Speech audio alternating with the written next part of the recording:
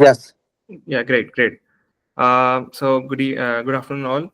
It's a great pleasure to be here along with all of you. I am Manan Gupta, and I have been a volunteer at Ataxia Awareness Society for quite a while now. And it is an honor for me to be representing Ataxia Awareness Society. And I'll just take few minutes to introduce and show a few glimpses of us. Uh, Please look at my screen. I'm just presenting a presentation.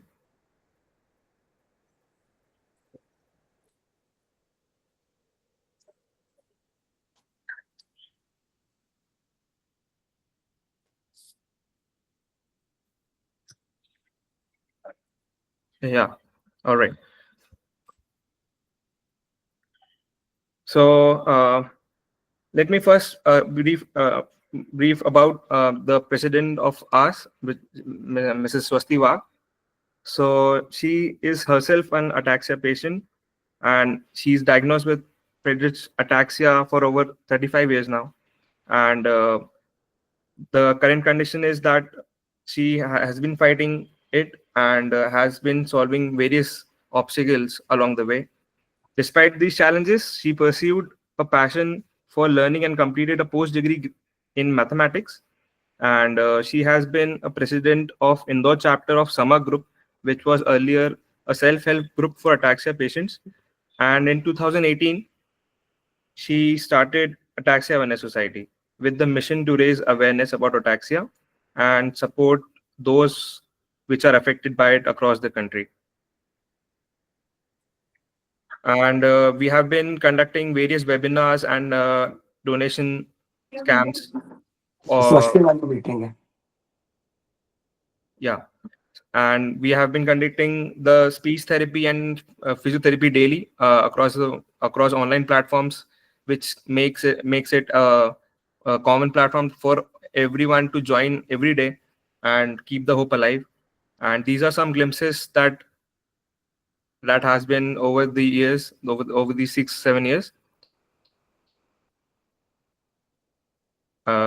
Yeah, we have been active in the COVID era also, and have greatly managed to successfully conduct all the programs. And recently, we have started going outside Indore also. We have conducted one program in Pune and one program in Mumbai.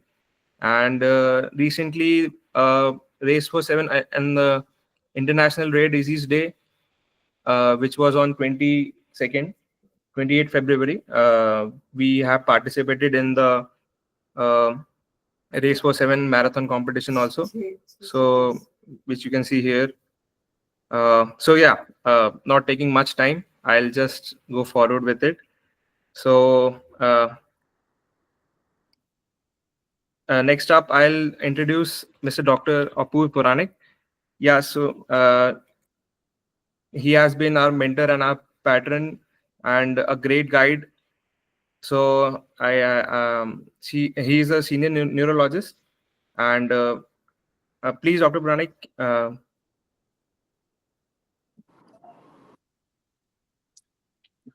Okay. नमस्कार. Welcome everybody. इस meeting में सभी का स्वागत है. मैं जानता हूं इसमें अटेक्सिया से प्रभावित मरीज हैं, उनके घर वाले हैं, इसमें वॉलंटियर्स हैं और इसमें हेल्थ केयर प्रोफेशनल्स हैं. I specially welcome doctor Farooq from Delhi and Gayatri madam from Bengaluru, genetic counselling India. And it gives me a great joy that I have been affiliated with this institution through Swasti. I was also affiliated with Samagra till us got the new birth when the Samagra couldn't continue. So with the zeal and passion and motivation of Swasti and her team, we have been able to accomplish quite a bit, if not very great. And we are proud of our achievements. In fact, Swasti never ceases to amaze me. स्वस्ति मुझे हमेशा आश्चर्यचकित करती रहती है. स्वस्ति मुझे आश्चर्यचकित करना कभी बंद नहीं करती। कुछ न कुछ प्रस्ताव लेके, कुछ न कुछ आइडिया लेके, कुछ न कुछ प्रश्न लेके, she always comes to me. She wakes me up from my slumber. She motivates me. She moves me to do more. And I wish there are more Swastis like this, not only for the Ataxia Awareness Society, but for many rare diseases. The tragedy and irony of the rare diseases is that they are small in number, they don't have number as their back. And if there are no numbers, the voice becomes poor. And then, more important than that, is that somehow patients in our country, they lack the imagination that they themselves can be the advocate for their disease, for their family, for their community. That imagination is lacking. That's why I say I wish there are hundreds of Swasti for many associations for rare diseases, not only in Indore, but all cities of India. With that background, I wish all the success. And I know the importance of today's meeting. हमारे साथ मुश्किल ये है कि हमारे बहुत से मरीज रिलेटिवली कम पढ़े लिखे हैं, बहुत ही साधारण आर्थिक और सामाजिक वातावरण से आते हैं. दे कम फ्रॉम रिलेटिवली इम्पॉवरिश्ड बैकग्राउंड. वो लोग अंग्रेजी नहीं समझ पाते. उन लोगों को साइंस की टेक्निकल बातें बताना भी थोड़ा कठिन होता है, लेकिन हमारा हमेशा से प्रयास रहा है that we explain to them things in simple Hindi, in simple English. So I will just devote a couple of minutes about importance of genetic counseling.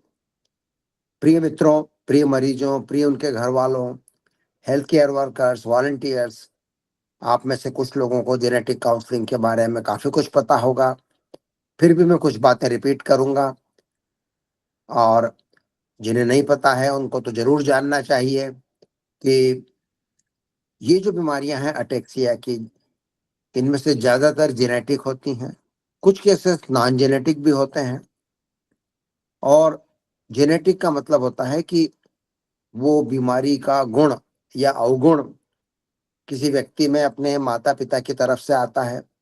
कई बार वो सामने प्रकट नहीं होता. कई परिवार वाले बोलते हैं हमारे खानदान में तो किसी को नहीं है, माता पिता में नहीं है, भाई बहन में नहीं है, किसी रिश्तेदार में नहीं है. कई बार वो जीन अनएक्सप्रेस्ड रहती हैं अन्य प्राणियों में, अन्य परिवार सदस्यों में. तो जब भी हम अटेक्सिया का मरीज देखते हैं या कोई भी ऐसी रेयर बीमारी का मरीज देखते हैं जिसके बारे में डॉक्टरों को पता है कि हाँ, यह रोग जेनेटिक होने की संभावना है, तो फिर डॉक्टर लोगों का दिमाग उस दिशा में चलने लगता है. वो डिटेल में फैमिली हिस्ट्री पूछते हैं. कई बार आग्रह करते हैं कि परिवार के फला फला फला सदस्यों को आप कृपया यहाँ लेके आओ. We want to examine those family members personally, because sometimes the phenotype, मतलब उस बीमारी का जो स्वरूप है, may not be typical of that disease.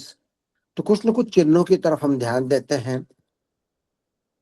ये खुशी की बात है कि जेनेटिक टेस्ट अब ज्यादा उपलब्ध होते जा रहे हैं. उनके खर्चा जो लगता था वो कम होता जा रहा है. गवर्नमेंट ऑफ इंडिया ने भी इस दिशा में कुछ पहल की है. हालांकि वर्तमान स्थिति क्या है मेरे को उसका विस्तार नहीं पता. I do not know the exact situation. How far the efforts of government of India which were announced a couple of years back about free availability of genetic testing for a host of rare diseases, how that portal is working. Dr. Farooq and Gayatri, they will be able to shed more light on that. तो मैं मरीजों को और simple volunteers को और health care workers को ये बताना चाहूंगा कि जब भी हम ऐसे किसी मरीज को देखें, उनसे बात करें, उनकी मदद करें किसी भी रूप में, तब हम जरूर पता करें कि उन लोगों ने जेनेटिक टेस्ट कराया है या नहीं, करा सकते हैं कि नहीं, अगर कराया है तो उसका क्या परिणाम आया था, और यदि नहीं कराया है तो हम उनकी क्या मदद कर सकते हैं, हम उन्हें कहाँ रेफर कर सकते हैं, उनका खर्चा हम कैसे कम करवा सकते हैं, उनके लिए हम कोई स्पॉन्सर कहाँ से ढूंढ सकते हैं. ये सब काम हम वॉलंटियर्स का और अटेक्सिया अवेयरनेस सोसाइटी के हम जो मेंबर हैं उन सब के ऊपर ये जिम्मेदारी आती है. क्योंकि genetic counselling is a fast changing field. Rapidly new mutations are being discovered, new families are being described in the literature, नई नई जीन्स पहचानी जा रही हैं जो इन तरह की अटेक्सिया और अन्य रेयर बीमारियों का कारण बन सकती हैं।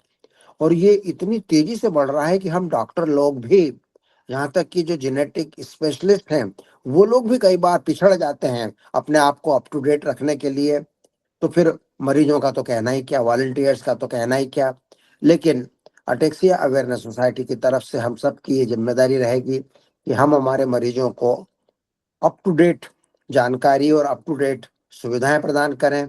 और आज का दिन बहुत खास है क्योंकि हमारे साथ दो एक्सपर्ट विशेषज्ञ के रूप में उपलब्ध हैं। मैं उन दोनों का बहुत बहुत स्वागत करता हूं, क्योंकि केवल टेस्ट कराना पर्याप्त नहीं है, क्योंकि जब उसकी रिपोर्ट आती है तो वो हम डॉक्टर्स के लिए भी चाइनीज लैंग्वेज जैसी होती है या काला अक्षर भैंस बराबर होती है।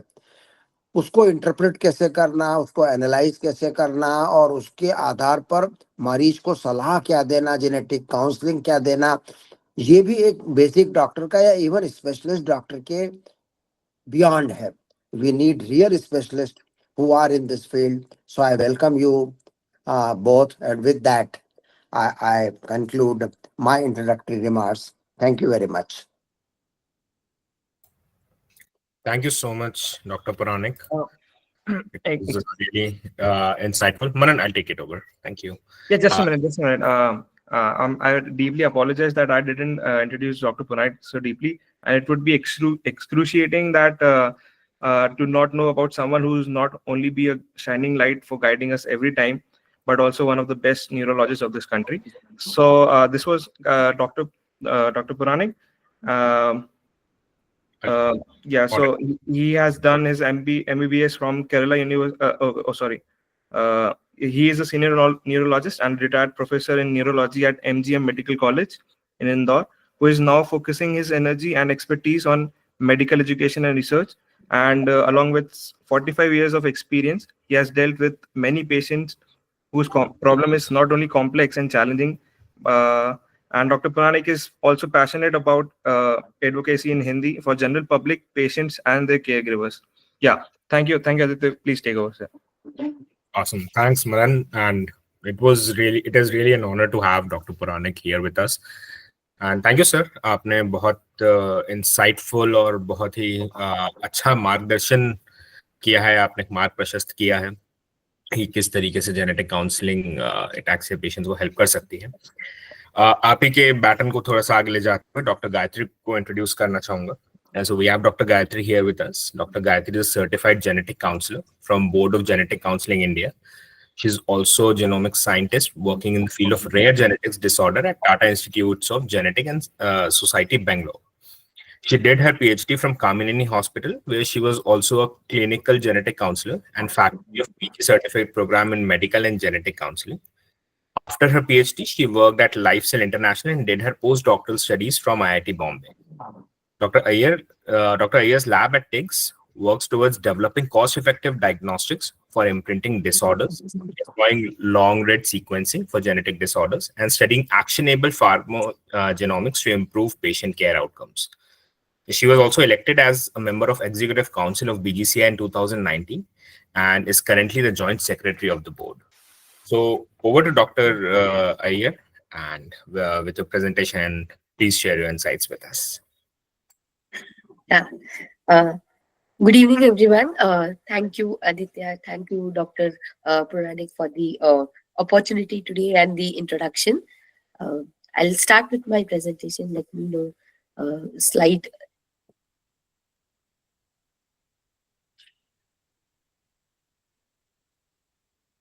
Are you able to see my slides? Yeah. Yes. Yeah. Yeah. So let us begin with the presentation. Before we get into ataxia or genetics of ataxia, मैं DNA क्या है एक डॉक्टर पुरानिक ने तो बताया ही है, but I would like to explain some aspects of it जिससे ये maybe presentation थोड़ा easy हो आगे जाकर. So basically DNA है क्या?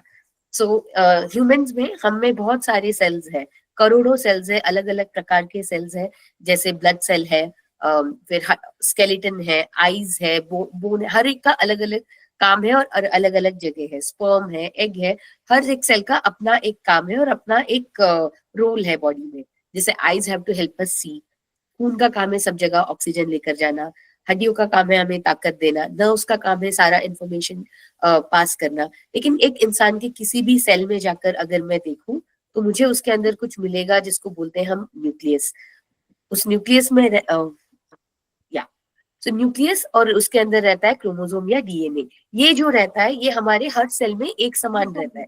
अगर मैं आपका ब्लड सैंपल लूं तो ब्लड लूं तो भी एक समान रहेगा, अगर मैं आपका हेयर फॉलिकल यानी कि बाल से कोई सैंपल लूं तब भी एक जैसा रहेगा, या आपका स्किन से सैंपल लूं तो भी मुझे एक समान मिलेगा, एक्सेप्ट फॉर थोड़े टाइप थोड़े अलग होते हैं, अदरवाइज मेजरली ये एक समान ही रहते हैं।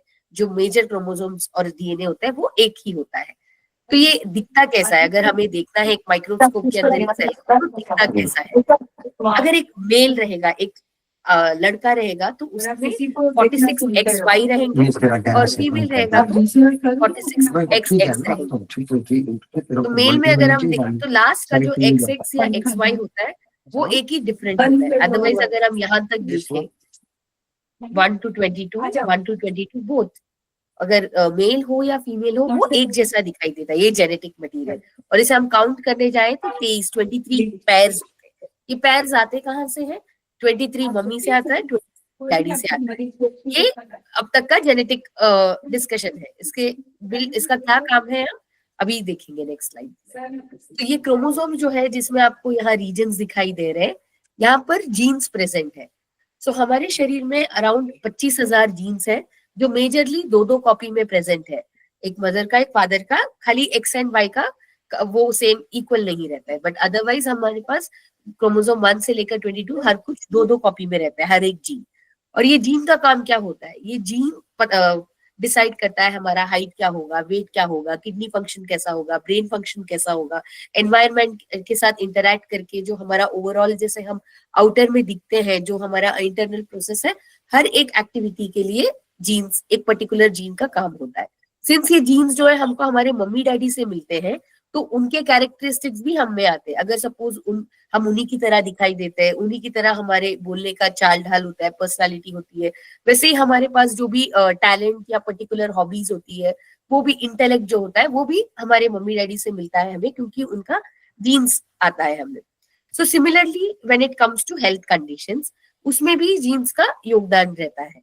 जैसे अब हम देखें, हमने सुना होगा कि फैमिली में बहुत सारे लोगों को, मतलब 2-3 लोगों को कैंसर रहा है, या हार्ट की प्रॉब्लम रही है, या डायबिटीज रहा है।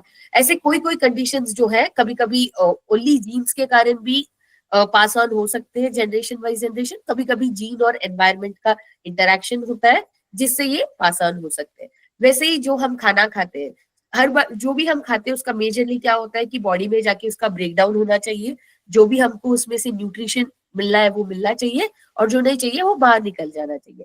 लेकिन हर एक में इसको प्रोसेस करने का स्पीड भी अलग होता है, क्योंकि हम सबका मेटाबॉलिज्म अलग है, हमारे थोड़े जेनेटिक मेकअप अलग हो सकते हैं।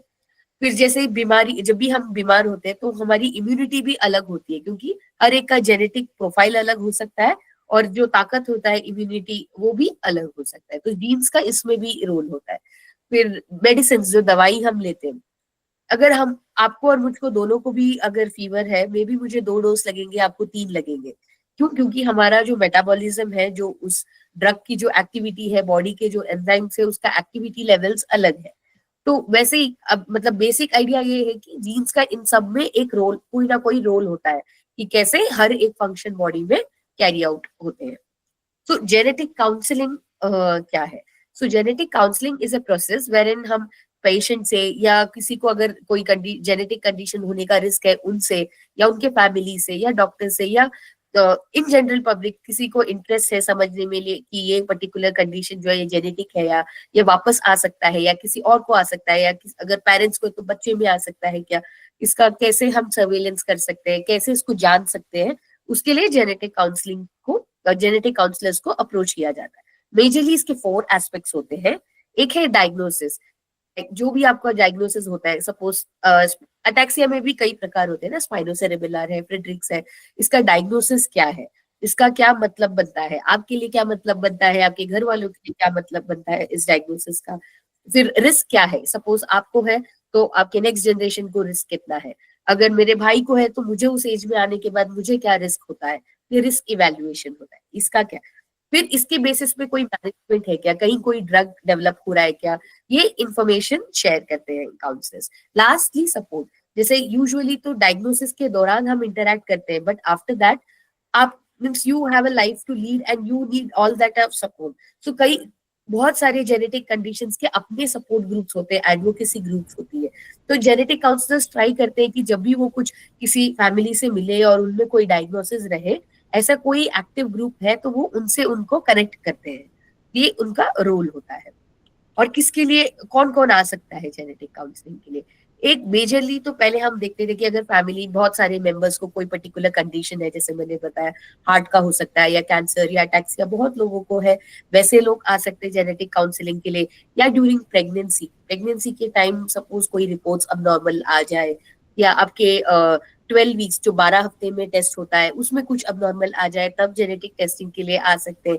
या घर में ऐसा ऑलरेडी एक बेबी है जिसको एक जेनेटिक कंडीशन पता चला है, जैसे थैलेसीमिया होता है, हीमोफीलिया जहाँ खून में प्रॉब्लम्स हो सकता है, या अटैक्सिया है एक बच्चे को और दूसरे का आपको रिस्क जानना है, ऐसे टाइम में भी जेनेटिक काउंसलर्स के पास आ सकते हैं। और अभी जैसे मैंने बताया मेडिसिन, जिस तरह से मेडिसिन लेने के बाद वो इफेक्ट करेगा नहीं करेगा, वैसे सारे क्वेश्चंस के लिए life time risk of diabetes क्या है, life time risk of certain condition BP sugar क्या है, ये समझने के लिए भी बहुत लोग जेनेटिक काउंसलर्स को अप्रोच करते हैं। तो हम अभी प्री टेस्ट काउंसलिंग, मतलब बिफोर हम कोई टेस्ट करें, हम फर्स्ट टाइम जब एक जेनेटिक काउंसलर से मिलते हैं तो क्या क्या होता है। फर्स्ट है कि वो समझना चाहते हैं कि आप क्यों आए हैं, आपको जेनेटिक टेस्ट की जरूरत है क्या, कौन सी टाइप की जेनेटिक टेस्ट की जरूरत है, आप तो इसका पेमेंट कैसा रहने वाला है, आपको अगर जब आप टेस्ट दे रहे हैं आप ओके है कोई और एक फैमिली मेंबर के साथ भी रहने, मतलब do you also need their presence, जब इसकी रिपोर्ट आएगी वुड यू बी कंफर्टेबल दूसरों से भी ये रिपोर्ट शेयर करते हुए, या आपको हमारी मदद लगेगी, या आपको फैमिली काउंसलिंग के थ्रू इसका रिपोर्ट रिवील करना है, ये टेस्ट कहाँ होगा, कितने दिनों में होगा, कैसे सैंपल लगेगा, इसका कॉस्ट क्या होगा, ये सारी चीजें डिस्कस होती है। और हर बार ऐसा नहीं होता कि आपने सैंपल दिया, जेनेटिक टेस्ट हुआ और उसका रिजल्ट आपको एज इट इज मिलेगा, क्योंकि हर एक टेस्ट का एक अपना लिमिटेशन होता है, अपना एडवांटेज होता है। कभी कभी ओनली 30% ऑफ केसेस में ये यूजफुल होता है, कोई टेस्ट 80% ऑफ केसेस के लिए इफेक्ट होता है। तो ये सारी चीजें एक काउंसलर आपकी सारे फैमिली हिस्ट्री, क्लिनिकल हिस्ट्री और आपका कंसर्न सब समझ के आपको एक्सप्लेन करते हैं इन अ प्री टेस्ट सेशन। ये सारी डिस्कशंस हो जाने के बाद अगर आप ओके है and if you feel like you should go ahead, तो आपका कंसेंट लेके, आपसे परमिशन लेके ये टेस्ट के लिए भेजा जाता है। तो जब हम अटैक्सिया की तरफ आते हैं तो इट्स अ न्यूरोलॉजिकल कंडीशन जहां पर बेसिकली हम देखते हैं कि loss of full control of bodily movements हो सकता है, जिससे क्या होता है कि इंसान बार बार गिरने का रिस्क ज्यादा हो सकता है, या उनको डिजीनेस या चक्कर आने वाली फीलिंग हो सकती है, बात करने में दिक्कत हो सकती है, या चोकिंग, खाना खाने के बाद अटक जाता है, या ब्रीदिंग इश्यूज है, वैसी चीजें दिखाई दे सकती है, या ट्रेमर्स जहां पर हाथ कांपते हैं, या आपका ग्रिप या ग्रास्प इफेक्ट होता है वो दिखाई दे सकता है। ऑक्यूलर मतलब आई का मूवमेंट जो है वो स्लो हो सकता है, या डबल विजन, ऐसे थोड़े, ये सारे सिम्टम्स नहीं है बट थोड़े सिम्टम्स है, किसी किसी में ये सारे मतलब ये दिखाई देते हैं। तो अटैक्सिया जो है इसके कई टाइप्स होते हैं, इसको जब हम अगर स्टडी करने जाए तो बहुत टाइप्स है। एक होता है कि इसको अगर नर्वस सिस्टम के बेसिस पे अगर हम डिस्क्राइब करना चाहें तो सेरेबेलर, सेंसरी, वेस्टिबुलर, ये may be in next talk ये इसको डिटेल में डिस्कस किया जाएगा, बट ये टाइप्स हो सकते हैं। अगर हम जेनेटिक देखना चाहे तो अगेन दो टाइप, या तो हो सकता है कि बहुत सारे लोगों को घर में रहा है या एक दो को रहा है, मीन्स ये पास हो रहा है जनरेशन वाइज जनरेशन, लाइक अनुवांशिक, जैसे इनहेरिटेड ऐसे बोल सकते हैं, या किसी को भी नहीं था, ऑल ऑफ अ सडन एक बच्चे में आया है या किसी एक में आया है, डी नोवो, या उस परिवार में पहले बार किसी को आया, ये ऐसे टाइप के जेनेटिक भी हो सकते हैं। और एक्वायर्ड मतलब मे बी ये किसी डेफिशिएंसी से, या किसी को कोई इंजरी हुई है, या अल्कोहल यूज से, या कोई स्ट्रोक जैसा एपिसोड हुआ है उसके बाद एज एन उसके बाद का इफेक्ट उनको हो रहा है अटैक्सिया, ऐसे भी रीजंस हो सकते हैं, डिफरेंट टाइप्स ऑफ अटैक्सिया होते हैं। तो अभी हम genetic basis of ataxia discuss करेंगे। सो बिफोर दैट, मतलब जीन का एक बेसिक स्ट्रक्चर मुझे आपको बताना है। अगर हम एक जीन देखें, जैसे मैंने बताया 25,000 जीन है हमारे बॉडी में, तो उसका एक पर्टिकुलर पैटर्न होता है। जैसे हमारे कॉम्प्लेक्स का पैटर्न होता है ना, मेन गेट होता है, बिल्डिंग होता है, देन घर होता है, वैसे ही जीन का भी अपना एक पैटर्न है। जब शुरू होता है जीन, उसके पहले एक रीजन होता है प्रोमोटर, जिससे पता चलता है कि इसके आगे का जो सीक्वेंस है, डीएनए या जीन जो है ATGC, ये 4 बेस पेयर से बनता है, इसके कॉम्बिनेशन से बनता है। तो ये प्रोमोटर बताता है कि इसके आगे अभी जीन आने वाला है। फिर एक्सॉन रीजन्स जो होते हैं, इसको कोडिंग रीजन बोलते हैं, जिससे पता चलता है कि इस जीन की पर्टिकुलर एक्टिविटी क्या होने वाली है। और इंट्रॉन जो है वो बीच की पैकेजिंग है, जो हर एक्सॉन के बीच में होता है। और एंड में टर्मिनेटर, यहाँ या ये जीन खत्म होता है, इसके बाद अगला जीन शुरू होगा या इसके बाद गैप रहेगा। तो बेसिक जीन का स्ट्रक्चर ये होता है। अभी प्रॉब्लम इसमें कहीं पर भी आ सकता है, जिसको हम वेरिएंट, म्यूटेशन, ऐसा अलग अलग नाम देते हैं। तो वो जो है कहीं पर भी आ सकता है। लेकिन जब हम अटैक्सिया, मेजोरिटी ऑफ अटैक्सिया में जो देखते हैं, जो हेरिडिटरी टाइप्स या स्पाइनोसेरेबुलर जो जिसमें देखते हैं, कुछ होता है जिसको बोलते हैं हम ट्रिपलेट रिपीट एक्सपांशन या पेंटान्यूक्लिक रिपीट एक्सपांशन, मतलब कुछ कुछ बेस पेयर, जैसे ATGC का कोई कॉम्बिनेशन है जो बार बार आ रहा है। ये एक एग्जांपल मुझे दिखाना है, जहां पर CGG रिपीट जो है, ये देखिए एक्सॉन शुरू भी होने के पहले थोड़े रिपीट्स है। थोड़े रिपीट सब में ही होते हैं, ये कॉमन है, सब में रहते हैं। दिक्कत तब होती है जब उसको 20 रहना चाहिए वो 100 हो जाता है, 10 रहना चाहिए 25 या 30 हो जाता है। दिक्कत वहां से शुरू होती है।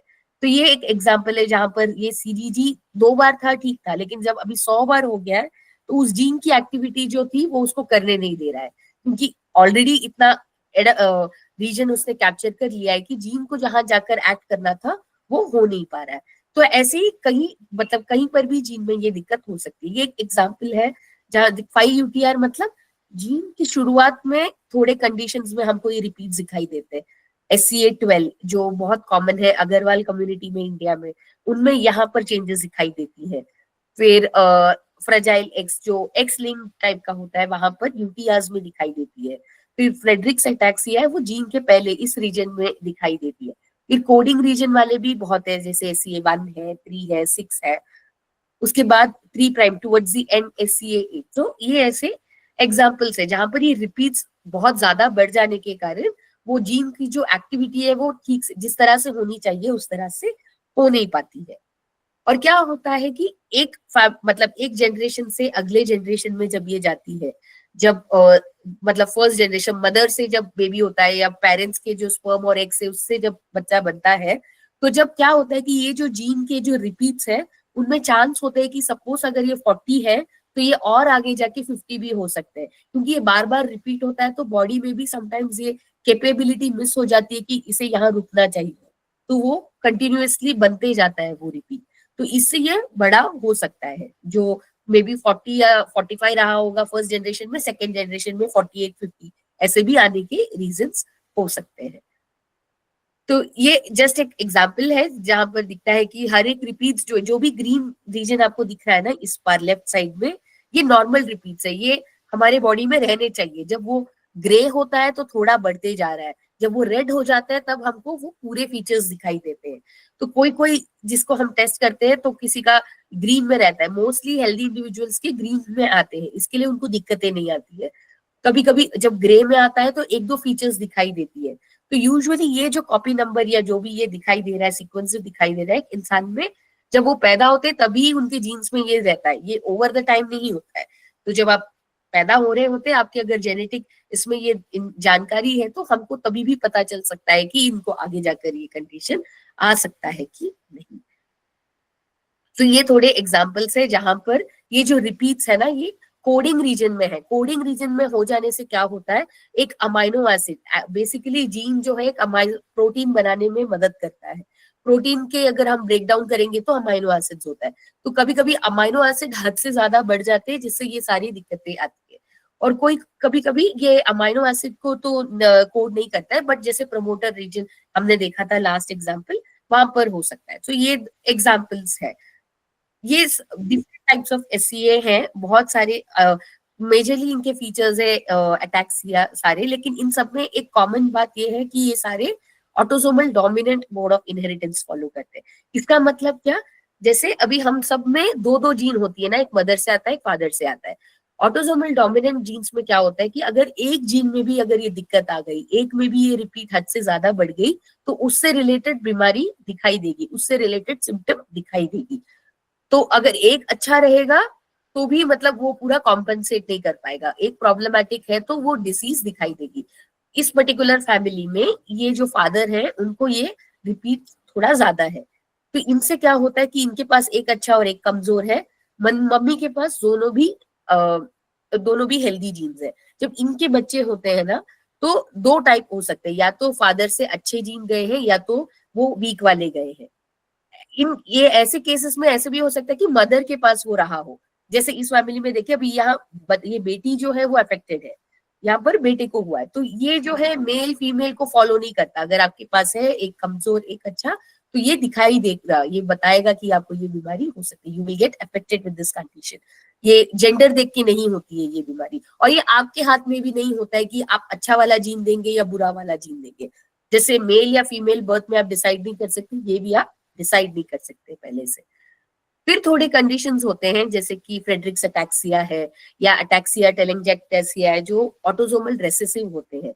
इनको हम देखते हैं कि यूजुअली 5 साल से 15 साल के बीच में ही इन बच्चों को पता चल, मतलब आपको दिखाई देगा कि इनमें सिम्टम्स आ जाती है अटैक्सिया की। या दूसरे जैसे नीमैन पिक डिसऑर्डर हो गए, ये भी थोड़े एग्जाम्पल्स है जहां पर अटैक्सिया का एक सिम्टम दिखाई देता है। इसमें मदर और फादर दोनों ही साइलेंट कैरियर है, मतलब उनके पास एक अच्छा और एक कमजोर जीन है, मदर के पास भी एक अच्छा और एक कमजोर जीन है। उनको नहीं आती है क्योंकि उनके पास एक अच्छा जो जीन है वो ओवर टाइम काम करेगा ताकि दिक्कत ना हो। प्रॉब्लम कब आएगी, जब उनमें ऐसे दोनों भी वीक वाले जीन कॉम्बिनेशन में आ जाएंगे किसी बच्चे में। यहाँ पर सन का एग्जाम्पल है, ये डॉटर भी हो सकती है। तो इसमें अगेन जेंडर का रोल नहीं होता है, ये शफलिंग जीन जैसी होती है उस हिसाब से आ सकती है। तो हर प्रेगनेंसी में ये परिवार में 25% का रिस्क है कि एक अफेक्टेड बेबी होगा, 25% चांस है कि बच्चा टोटली हेल्दी होगा, और 50% चांस मम्मी डैडी की तरह कैरियर होगा। तो ये जो है हम पता कर सकते हैं टेस्ट के थ्रू, जब वो 12 हफ्ते या 16 हफ्ते के ड्यूरिंग प्रेगनेंसी हम टेस्ट कर सकते हैं कि ये बेबी अफेक्टेड है कि नहीं। दूसरा जो टाइप है वो है एक्स लिंक कंडीशन। इसमें यूजुअली हम देखते हैं कि अगर मेल ज्यादातर अफेक्टेड होते हैं, अगर मेल अफेक्टेड है तो उनके थ्रू ये फीमेल को पास हो सकता है, बट उनके बेटों को नहीं होगा। और इन बेटियों से उनके बेटों को होगा, बट बेटियां कैरियर होंगी और बेटे जो है वो अफेक्टेड रहेंगे। ये different mode of inheritance follow करते हैं। तो हर जीन का अपना एक रोल है, तो इसके लिए जब हम जेनेटिक टेस्ट करते हैं तो ये सब में ध्यान देते हैं कि ये कौन सा जीन है, इसका क्या रोल है, कि क्या होगा, रिस्क क्या होगा, ये सारी चीजें हम जांच कर। एक example I would like to show. एक फैमिली है जहां पर 33-year-old IT प्रोफेशनल आए थे हमारे पास। उनमें बार बार गिरने की कंप्लेंट थी, फिर चलने में कोऑर्डिनेशन में दिक्कतें आ रही थी, और रुक रुक के चल रहे थे, और स्पीच बात करने का जो है वो थोड़ा इफेक्ट हुआ था। तो सबसे पहले तो हमने उनकी फैमिली हिस्ट्री ली, ये है वो इंडिविजुअल, ये उनके पेरेंट्स हैं, उनमें मदर में भी ये दिखाई दी थी और मदर के फादर में, उनके फैमिली में भी ये दिखा। तो हम देख सकते हैं कि ये 4 जनरेशन में ये चीज आई है। तो सबसे कॉमन होता है कि SCA 1, 2, 3 एंड हमने 12 का और 6 एंड 12 का पैनल हमने किया था इस पर्टिकुलर फैमिली के लिए। ये टेस्ट करने पे इसको हमने कौन से टाइप का टेस्ट किया था, इसको बोलते हैं ट्रिपलेट प्राइम PCR, जिससे हमको रिपीट जो है देख सकते हैं। जो आपने कोविड के टाइम RT-PCR सुना होगा, ये थोड़ा सिमिलर ही है, लेकिन इसका थोड़ा एक्सपेरिमेंटल स्टेप्स अलग होता है, बट इसका बेसिक जो प्रिंसिपल है वो एक समान है। तो हमने ये टेस्ट किया था, तो उसमें पता चला उस थर्ड इंडिविजुअल में एक कॉपी जो है 8 रिपीट्स है और एक कॉपी जो है 67 रिपीट्स है, और ये SCA3 जीन में था। तो एक हेल्दी इंडिविजुअल में 44 की बिलो रहना चाहिए उनका दोनों कॉपी, बट इस इंडिविजुअल में आप देख सकते हैं कि एक जो है 67 है, तो थोड़ा रेंज से ज्यादा ही है, जिससे इनमें ये सारी दिक्कतें आ रही है। तो स्पाइनोसेरेबेलर अटैक्सिया जो है, इससे ग्लूटामीन अमाइनो एसिड जो है वो बहुत सारी बढ़ जाती है, और जिससे वो जो प्रोटीन का जो ओरिजिनल फंक्शन है वो अफेक्ट कर जाता है। एट सेलुलर लेवल देखेंगे तो उनमें डीएनए रिपेल, सेल सर्वाइवल, ये सब में दिक्कतें आती है, जिससे ये सारे जो उनको प्रॉब्लम्स आ रही थी वो बढ़ते जाता है। तो ये रिपीट जिस तरह बढ़ते जाता है उस इंडिविजुअल को वैसे रिलेटेड इफेक्ट्स दिखाई देते हैं। हम मिलते हर बार, जैसे मैंने बताया, हर जेनेटिक कंडीशन का मे बी डायरेक्ट ट्रीटमेंट ना हो, but research has progress so much कि कहीं ना कहीं कोई ट्रायल चल रहा होता है या कोई रिसर्च चल रही होती है, तो बहुत सारे फैमिलीज इसमें भी इंटरेस्टेड रहते हैं टू अंडरस्टैंड कि आज नहीं है, मे बी 10 साल बाद, 5 साल बाद कुछ आएगा कि नहीं। जैसे SCA में हमने देखा कि एक पर्टिकुलर थेरेपी जो है अभी बाहर आई नहीं है इवैल्यूएशन में। सो ऐसे सॉर्ट ऑफ इंफॉर्मेशन भी एक काउंसलर ढूंढते हैं। अगर कोई ग्रुप रिक्रूट कर रहे होते हैं तो उनके साथ कनेक्ट करते हैं और वैसे शेयर करते हैं उस पेशेंट्स के साथ। तो पोस्ट टेस्ट काउंसलिंग, जब आपकी रिपोर्ट आ जाती है तो हम वहां क्या करते हैं, हम आपको रिपोर्ट समझाते हैं, इस रिपोर्ट का आपके लिए क्या मतलब है, आपके फैमिली मेंबर्स के लिए क्या मतलब है, वो एक्सप्लेन करते हैं, और जो स्पेशलिस्ट से आपको आगे जाके फॉलो अप लेना है वो आपको लिस्ट करते हैं। न्यूरोलॉजिस्ट हो गया, अगर आपको कोई और, अगर कहीं ऑर्थोपेडिक की कंसल्टेशन की जरूरत है, वो सारा इंफॉर्मेशन आपको शेयर करते हैं। हम मेडिसिन नहीं लिखते हैं, वो डॉक्टर्स ही लिखते हैं। And follow up session usually कब होता है, मे बी आपने बच्चे का टेस्ट किया है, आपको कुछ पता चला है, एंड ये पेरेंट्स जो है अगली प्रेगनेंसी प्लान कर रहे हैं, उसके पहले आपके पास आ सकते हैं जानने के लिए कि वो कैरियर है कि नहीं, रिस्क है कि नहीं, रेडी रखने के लिए। ड्यूरिंग प्रेगनेंसी आपके पास आ सकते हैं जानने के लिए कि ये बेबी भी अफेक्टेड होगा कि नहीं, वो समझने के लिए आ सकते हैं। या जैसे एक्सटेंडेड फैमिली में भी, मैं कैरियर हूँ, मेरा बेबी अफेक्टेड है, बट मेरा अभी भाई या बहन छोटी है, but tomorrow 22, 23 at maybe 24, 25 वो they will be of marriageable age, they would want to know. तो वैसे टाइम में भी जेनेटिक काउंसलर्स के पास कैरियर टेस्टिंग या टू अंडरस्टैंड कि इनमें भी वो जीन है या नहीं जिसमें दिक्कत है, वो उसके लिए आ सकते हैं। फिर इसके बाद जैसे सपोर्ट ग्रुप इंफॉर्मेशन है, जैसे मे बी पहले सारे कंडीशंस के सपोर्ट ग्रुप नहीं होते थे, अब जैसे जैसे नेशनल रेयर डिसऑर्डर पॉलिसी आई है, ग्रुप्स, बहुत सारे ग्रुप जो अभी एक्टिव हुए, नए फॉर्म हो रहे, तब जैसे इंफॉर्मेशन मिलता है हम तब भी कनेक्ट होते हैं। और जैसे मैंने बताया, कोई नई रिसर्च या कोई नया ट्रायल चल रहा है, अगर उसके बारे में जानकारी देनी हो तभी भी फॉलो अप सेशंस हो सकता है। Thank you. आप क्वेश्चन सही। ऑसम डॉक्टर गायत्री, बहुत ही इंसाइटफुल एंड आपने बहुत अच्छे से जेनेटिक्स एक्सप्लेन किए हैं एटैक्सिया के। Thank you so much for that. मैं जानता हूँ बहुत सारे क्वेश्चंस हैं, बहुत सारे लोग जो हैं वो अपने हैंड्स रेज कर रहे हैं। हम लोग एक डेडिकेटेड Q&A सेशन करेंगे, अभी इसके बाद होगा, डॉक्टर फारूक के प्रेजेंटेशन के बाद होगा। प्लीज थोड़ा सा देर अपने क्वेश्चंस होल्ड कर लीजिए, एंड उसके बाद doctor Gayatri and doctor Farooq दोनों आपके क्वेश्चंस आंसर करेंगे। इन द मीन टाइम अगर आपके कुछ और क्वेश्चंस हैं तो आप लोग प्लीज चैट में वो क्वेश्चंस लिख सकते हैं। Will take up those questions as well. And now I'd like to introduce Dr. Poonam Vishal Jwell, who is executive member of us and community nutritionist, to take it over and introduce and invite Dr. Farooq. Over to Dr. Poonam. Thank you, Aditya. Thank you, Dr. Gayatri. आपका presentation मैं भी बहुत ध्यान से देख रही थी, समझने की भी बहुत कोशिश की। आपने बहुत अच्छे से हिंदी में कोऑपरेट किया, इसके लिए थैंक यू।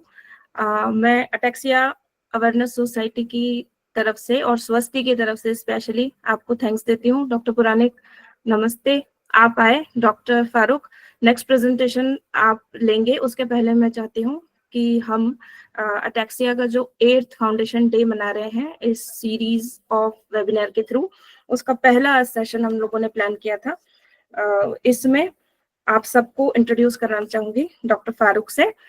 फिर मैं सबको इनवाइट करना चाहती हूँ। Doctor Farooq as a principal scientist at CSIR Institute of Genomics and Integrative Biology, Delhi. He has done MBBS from Kerala University, PhD from Neurology Department, AIMS.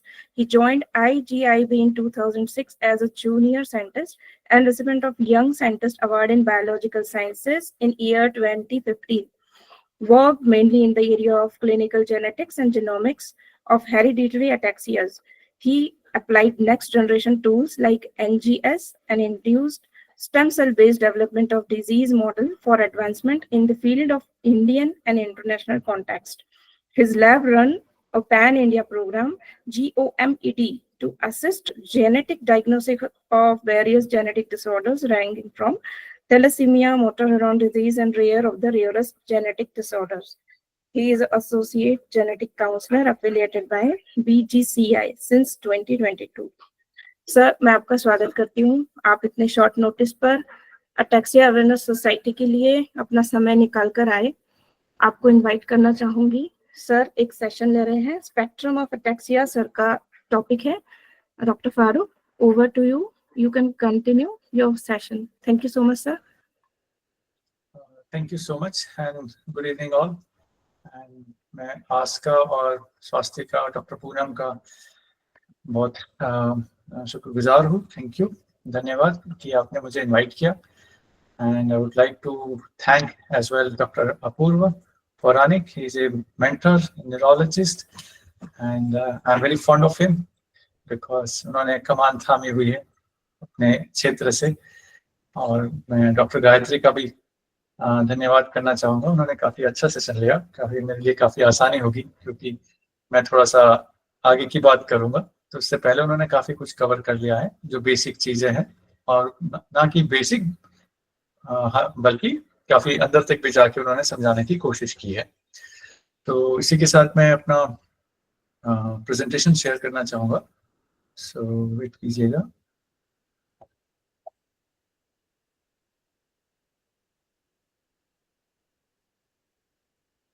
आप मेरा स्क्रीन देख पा रहे हैं?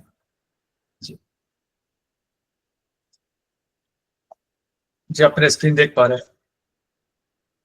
जी सर, देख पा रहे हाँ हैं। जी, हाँ जी। धन्यवाद। सो मैं ये बात करना चाहूँगा अटैक्सिया जेनेटिक्स, और खासकर मैं इंडियन सिनेरियो की बात करना चाहूँगा कि इंडिया में किस किस प्रकार के अटैक्सिया के टाइप्स मिलते हैं। जैसे कि डॉक्टर गायत्री बता रहे थे कि डोमिनेंट होते हैं, रेसेसिव होते हैं, रिपीट से होते हैं, इस तरह की बातें उन्होंने बताई। तो मैं उसके आगे डिस्कशन करना चाहूँगा। और ये जो हमारा एक्सपीरियंस है, पिछले कई सालों से हम काम कर रहे हैं। मैं हमारे team CSIR IGI all India institute medical sciences, वहाँ पे डॉक्टर अचल श्रीवास्तव है, डॉक्टर पौराणिक के बहुत घनिष्ठ मित्र है। मैं उनका स्टूडेंट रह चुका हूँ अपनी PhD टाइम में, और मैंने उन्हीं के साथ रह के अपना सारा रिसर्च किया था, और आगे मैं उन्हीं के साथ कोलैबोरेट करता हूँ। और भी न्यूरोलॉजिस्ट है पूरे देश में जिनके साथ मैं इस क्षेत्र में मैं काम करता हूँ अटैक्सिया जेनेटिक्स में। और पिछले 25 सालों में हमने जो भी प्रोग्रेस किया है, मैं उसके बारे में आपको बताना चाहूँगा। सो जिससे पहले मैं थोड़ा सा, जैसे कि डॉक्टर गायत्री ने बताया था, मैं उसी को ही थोड़ा सा और अलग तरीके से बताने की कोशिश करूँगा, जिससे कि अगर और नहीं समझ आया हो तो आपको समझने में आसानी हो जाएगी। सो हम जब बात करते हैं कि ये जेनेटिक्स और जीनोमिक्स की, तो हम बात कर रहे होते हैं जीन्स की, जो हमारे बॉडी के फंक्शनिंग के लिए ज़रूरी होती है, हमारा ब्लूप्रिंट होता है। और दूसरा है जीनोमिक्स, जो कि हमारा DNA, जो कि हमारी बॉडी में मिलता है, और वो पेरेंट्स से आता है और मदर से, अब दोनों पेरेंट्स से आता है, मदर से और फादर से। तो उनका जो कॉम्बिनेशन होता है, जिससे कि हमारी बॉडी में सारी फंक्शनिंग होती है जीन्स के माध्यम से, जो कि उन्होंने बताया था 20,000 जीन्स होती है।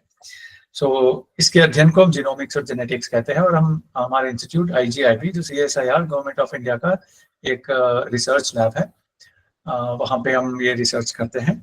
और ये काफ़ी बड़ा लैब है। यहाँ पे DNA संबंधित बहुत सारी बीमारियों की, और सिर्फ बीमार लोगों की भी नहीं, हम हेल्दी लोगों का भी DNA स्टडी करते हैं, जिससे कि हम आगे विज्ञान में प्रगति की राह दिखा सके। सो जब हम बात करते हैं इस जीनोम की, जीनोम क्या होता है ना, हमारा DNA। तो अगर हम इसको संक्षिप्त तरीके से समझना चाहें तो ये एक बुक है हमारी लाइफ की, द बुक ऑफ लाइफ। उसमें अब चैप्टर्स होते हैं ना बुक्स में, और चैप्टर्स के अंदर सेंटेंसेस होते हैं, पैराग्राफ्स होते हैं, और हर सेंटेंस वर्ड से बना होता है, और हर वर्ड्स बहुत सारे अल्फाबेट से बना होता है। तो इसी तरह से ही हमारा जो पूरा जो बुक ऑफ लाइफ है ना, DNA, तो ये जीनोम कहलाता है। और जो चैप्टर्स होते हैं इनको क्रोमोसोम्स कहते हैं, जो कि डॉक्टर गायत्री ने बताया था कि 1 से 22 क्रोमोसोम होते हैं, और इसके अलावा जेंडर क्रोमोसोम होते हैं, X और Y। सो ये हमारे चैप्टर्स हैं, और हर चैप्टर के अंदर सेंटेंसेस, पैराग्राफ्स होते हैं, जो कि उनका मीनिंग होता है। जब आप किसी सेंटेंस को या पैराग्राफ को पढ़ते हैं तो उससे कुछ आप मीनिंग निकालते हैं, है ना। इसी तरह से क्रोमोसोम जो चैप्टर्स होते हैं इसके अंदर जीन्स होते हैं, जो कि जिसके अंदर मीनिंग्स होते हैं, जिसके अंदर उनके कमांड्स होते हैं, डायरेक्शंस होती है किसी काम को करने की, और खुद उससे प्रोटीन्स बनते हैं जिससे कि हमारी बॉडी फंक्शन करती है। और ये जो जीन्स है, जीन्स के अंदर कोडॉन, ये जीन्स कोडॉन से बना होता है, जो कि जैसे हम बताएं सेंटेंस वर्ड से बनता है, तो इसी तरह से जीन्स के अंदर कोडॉन होते हैं, कोड्स होते हैं प्रोटीन बनाने के। और हर एक कोडॉन एक अल्फाबेट्स के कॉम्बिनेशन, जैसे कि हमारे इंग्लिश और हिंदी में जो बहुत सारे अल्फाबेट्स होते हैं, इसी में भी हमारे जो जीनोम की बुक है इसके भी अल्फाबेट्स होते हैं, जो कि 4 ही अल्फाबेट्स होते हैं, ATGC। तो यह है संक्षिप्त में एक जीनोम को समझने का तरीका। और जब हम जीनोम का अध्ययन करते हैं, जीनोम को हम रीड करते हैं, हम बोलते हैं सीक्वेंसिंग करते हैं, या जो हमारे यहाँ पे अक्सर जैसे डॉक्टर्स के पास आप जाते हो, बोलते हैं कि आपको जेनेटिक टेस्ट करना है, तो बेसिकली वो कह यही रहे होता है कि जो आपके जो जीन्स है उनको वो रीड करना चाहते हैं, वो देखना चाहते हैं कि उनके अल्फाबेट्स या उनके सेंटेंसेस वो बिल्कुल सही तौर पे है या नहीं है, कोई अल्फाबेट मिसिंग तो नहीं है, कोई सेंटेंस गलत तरीके से छप तो नहीं गया है। इस तरह की चीजें वो करना चाह रहे, वो समझना चाह रहे होते हैं। इसीलिए जब आपको जेनेटिक इन्वेस्टिगेशन के लिए बोलते हैं, जेनेटिक टेस्ट के लिए बोलते हैं, इसका मतलब यही होता है कि वो जो हमारे कोडॉन्स और जीन्स हैं उसके अंदर सेंटेंसेस, वर्ड्स और उन सबको पहचानना चाह रहे हैं कि वो सही तरह से है या नहीं है। तो जैसे कि हम, और वो जो चेंजेस होते हैं वो इस तरह से होता है कि जैसे कलर हम लिखते हैं, तो अगर हम इसका यू डिलीट कर दे, गायब कर दे, तो ये कलर के फॉर्म में चला जाता है, लेकिन इसका मीनिंग सेम रहता है। तो बहुत सारे ऐसे DNA चेंजेस होते हैं जिससे कि चेंजेस होने से हमारे कोई वर्ड का मीनिंग बदलता नहीं है, लेकिन इसी कलर के अंदर ये वाला जो सेकंड वाला चेंज है, इसके अंदर अगर हमें एक और ओ अल्फाबेट जोड़ देता है तो ये कूलर हो जाता है ना। इसका भी कोई मीनिंग नहीं आता है जब तक कि ये ओ जो है उसके ये वाला नेक्स्ट वाला ओ ई में नहीं परिवर्तित हो जाए। अब ये जो कूलर है ये कलर से बिल्कुल ही डिफरेंट मीनिंग दर्शाता है ना। तो इसी तरह से ही जो हमारे जीन के अंदर जो वर्ड्स और कोडॉन्स या जो होते हैं, इनका अगर कोई चेंजेस हो जाए, अल्फाबेट्स जैसे ATGC है, ए की जगह टी चला जाए, टी की जगह जी हो जाए, तो कई सारे चेंजेस होते हैं जिनका कोई मतलब नहीं होता है, बेमानी होते हैं, उनसे कोई अर्थ नहीं बदलता है, और कई ऐसे होते हैं जिससे अर्थ का काफी मीनिंग बदल जाता है। सो इसी तरह से बहुत सारे ऐसे डिफरेंट तरीके चेंजेस होते हैं। कई बार होता है कि एक अल्फाबेट होता है वो बदल के उसकी जगह दूसरा अल्फाबेट आ जाता है। कई बार होता है कि एक अल्फाबेट डिलीट हो जाता है, वहां से एक अल्फाबेट एक्स्ट्रा जुड़ जाता है। कई बार क्या होता है, 2 वर्ड आपस में जुड़ के नया वर्ड बना लेते हैं। तो इस तरह से हमारे जीन्स भी अलग अलग जीन जुड़ के एक नया जीन बना लेते हैं। और कई बार वो ऐसे जो चेंजेस होते हैं वो हार्मफुल होते हैं, जिसको कि हमें समझना होता है आपकी बीमारी की डायग्नोसिस के लिए। तो यही वो जो चेंजेस मैं बता रहा था कि जैसे हमारा DNA होता है, तो DNA mRNA बनाता है, जो उसका एक इंटरमीडिएट, फाइनली क्या होता है ना, DNA से अमाइनो एसिड बनना है, अमाइनो एसिड से प्रोटीन बनेगा। ये है फंक्शनिंग मोटर्स जो हमारे काम करते हैं, हमारी मसल्स है, हमारा ब्रेन है, ये हर चीज प्रोटीन से चलती है। प्रोटीन बनते हैं, प्रोटीन कहाँ से बनते हैं, उसका कोड DNA में लिखा होता है। तो DNA से कोड जो लिखे होते हैं वो पहले mRNA में परिवर्तित होते हैं, और इस mRNA के अंदर जो 3-3 का जो सेट होता है, इसको कोडॉन बोलते हैं, ये अमाइनो एसिड को कोड करता है। तो इसी तरह से अगर ये कोडॉन के अंदर एक अल्फाबेट बदल के दूसरा हो जाए कि AUG की जगह अगर ACG हो जाए, तो इसका मतलब क्या होता है, एक अमाइनो एसिड मिथायोनिन बनना चाहिए था, उसकी जगह थ्रियोनिन बनेगा। हमारे यहाँ बॉडी के अंदर 21 अमाइनो एसिड होता है। तो ये चेंजेस जो होते हैं ना, ये कई बार डेट्रीमेंटल होते हैं, हार्मफुल होते हैं।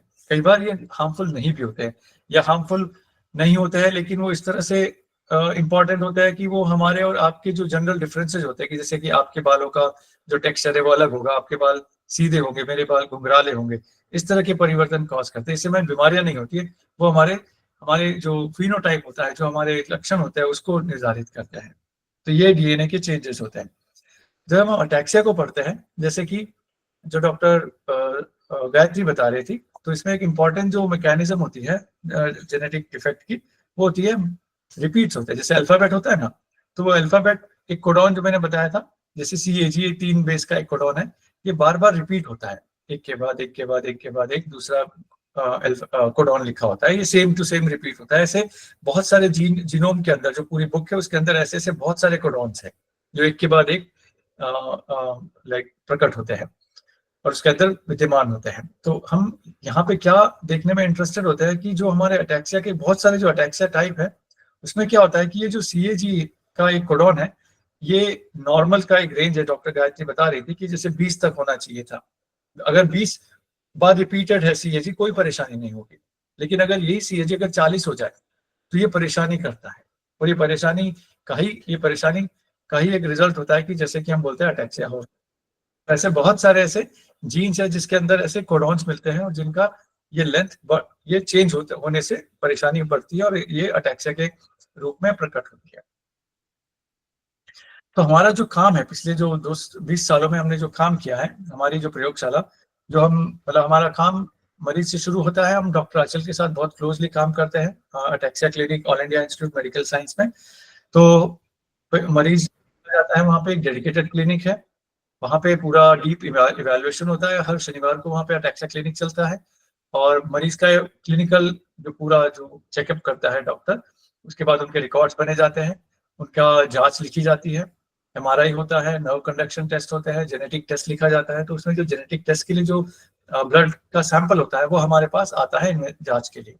और हमारा काम क्या होता है कि हम जो अलग अलग प्रकार की जो अटैक्सिया के म्यूटेशंस होते हैं, जो डिफेक्ट होते हैं, उनको हम टेस्ट करते हैं।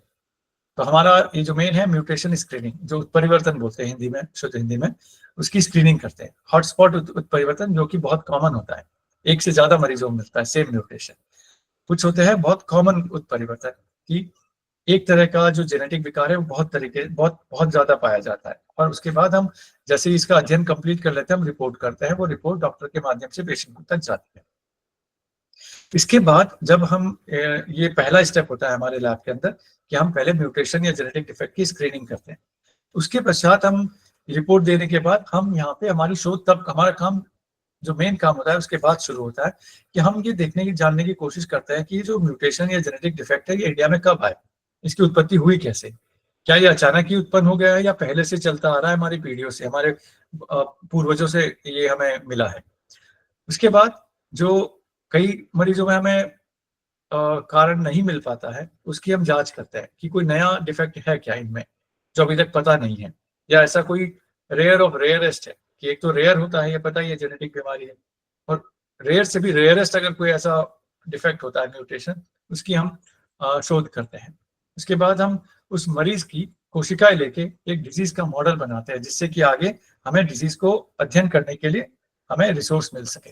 तो ये हम पहला जो म्यूटेशन स्क्रीनिंग है वो हमारी तरफ से एक तरह से समझ लीजिए सर्विस है, रिसर्च सर्विस हम देते हैं मरीज को, डॉक्टर्स को।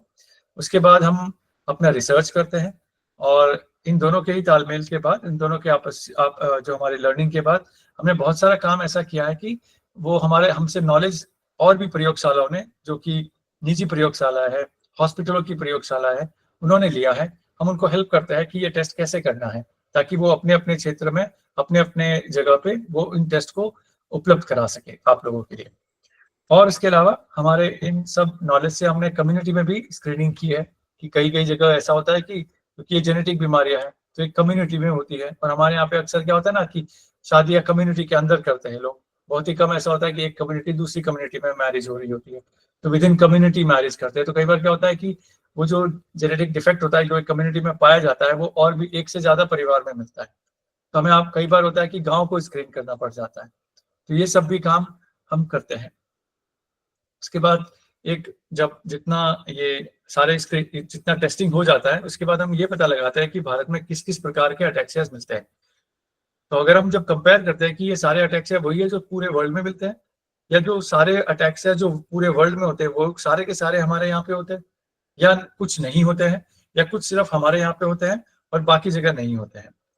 तो एक सेकेंड, हाँ, तो यही मतलब सारा ये एक अध्ययन का हमारा ये सिलसिला चलता रहता है और हम पिछले 20 सालों से इसी क्षेत्र में इसी तरीके से काम करते चले आ रहे हैं। अब मैं थोड़ा और आगे बताना चाहूंगा कि जैसे ही जब हमने काम शुरू किया था, तो ये शुरुआती दौर में जब हमारे मेंटर्स काम करते थे, हमारे मेंटर्स मतलब जो हमारे टीचर्स है, जैसे मैंने बताया डॉक्टर अचल और डॉक्टर एक और हमारे खास हमारे मेंटर रहे हैं डॉक्टर मिताली मुखर्जी, उन्होंने मतलब 20 साल पहले ये इसकी टेस्टिंग की फैसिलिटी जो बिल्कुल अवेलेबल ही नहीं थी इंडिया में, मतलब सारे सैंपल्स क्या होते थे ना कि बाहर भेजे जाते थे टेस्टिंग के लिए, वो बोलते थे यूएस भेजते थे, कोई भेजते थे कि यूरोप में भेजते थे टेस्टिंग के लिए डॉक्टर्स।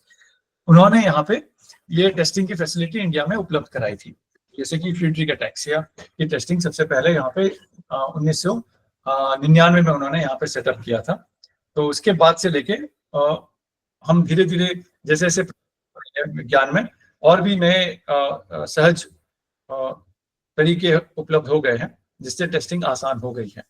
तो अब मशीनें आ गई है बड़ी बड़ी, पहले कम एक दिन में जैसे एक टेस्ट को, एक पेशेंट का फ्रीड्रिक अटैक्सिया टेस्ट करने के लिए कम से कम 3 दिन लगते थे, आज हम एक दिन के अंदर 300 मरीज का टेस्ट कर सकते हैं, उससे भी ज्यादा टेस्ट कर सकते हैं।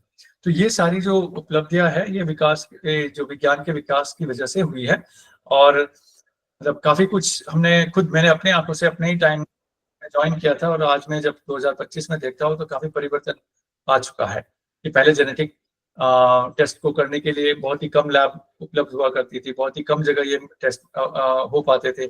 आज काफी जगह पे ये टेस्ट प्राइवेट लैब्स में होता है, गवर्नमेंट लैब्स में होता है, हॉस्पिटल्स में होता है, स्टेट वाइज हर एक जगह सेंटर मिल जाएगा जहाँ पे ये टेस्ट उपलब्ध आपको जरूर मिल जाएंगे। तो ये मैं कह रहा था कि अटैक्सिया की टेस्टिंग एक्सेसिबल है और अफोर्डेबल भी हो गई। पहले जो टेस्ट की कॉस्ट आती थी, पूरा जो एक पैनल कराते थे, कि जो पैनल मतलब कि डॉक्टर्स को कई बार नहीं पता होता था कि कौन सा अटैक्सिया टेस्ट कराए, तो एक पैनल होता था जो कॉमन मिलता है हमारे यहाँ पे, कॉमन म्यूटेशन मिलते हैं, कॉमन आसानी मतलब अधिकतर संख्या में मिलते हैं वो वाले अटैक्सिया के प्रकार। तो वो वाले अटैक्सिया के प्रकार एक साथ स्टडी किया जाता है, तो उनको पैनल टेस्टिंग बोलते हैं। तो ये मतलब अभी काफी मतलब हर जगह अदर लैब में भी उपलब्ध होना शुरू हो गया है। लाल पैथ ने हमसे लाइसेंस लिया था इस चीज का, कि जो टेस्टिंग करने का तरीका का, इससे क्या है ना कि आसानी हो गई कि अब ये टेस्ट आसानी से उपलब्ध हो गए लाल पैथ लैब के माध्यम से भी। जिससे कि क्या है ना कि हर एक सैंपल हमारे यहाँ पे आ नहीं सकता क्योंकि हम रिसर्च लैब है। तो लाल पैथ का तो क्या है कि वो डोर टू डोर सर्विस भी दे पाते हैं। तो हमारे इस रिसर्च अध्ययन के माध्यम से ये टेस्टिंग अब काफी इजीली अवेलेबल भी है और एक्सेसिबल भी है, और टेस्टिंग की क्वालिटी भी बढ़ गई है और टेस्ट के नंबर्स भी बढ़ गए हैं। पहले 4-5 टेस्ट कर पाते थे, आज एक बारी में पूरा मतलब 20-25 टेस्ट जो कॉमन अटैक्सियास के होते हैं वो हो पाते हैं, और उसके अलावा पूरा जीनोम भी स्टडी कर सकते हैं। तो ये हमारा जो जेनेटिक स्पेक्ट्रम की जो मैं बात कर रहा हूँ, जो हमारे 20 सालों में जो हमें मिलता है कि किस किस प्रकार के अटैक्सियाज हमें देखने को मिले हैं, तो अगर मैं बोलूँ तो पिछले 20-25 सालों में हमने करीब 8,500 परिवारों को देखा है एम्स में, और भी जगह के हॉस्पिटल से भी हमारे पास सैंपल्स आते रहते हैं, पेशेंट्स रेफर होते हैं। तो उसमें हम देखते हैं कि 40% मरीजों में तो हमें मिल जाता है आसानी से जो जेनेटिक डिफेक्ट होता है, वो मतलब आप कह सकते हो कि 1 सप्ताह से 2 सप्ताह के अंदर हम पता लगा पाते हैं कि कौन सा अटैक्सिया टाइप है, और वो 40% में ही हो पाता है। 60% मरीजों में हम तब भी नहीं बता पाते हैं ये पहला टेस्ट करने के बाद कि उनकी बीमारी क्या है।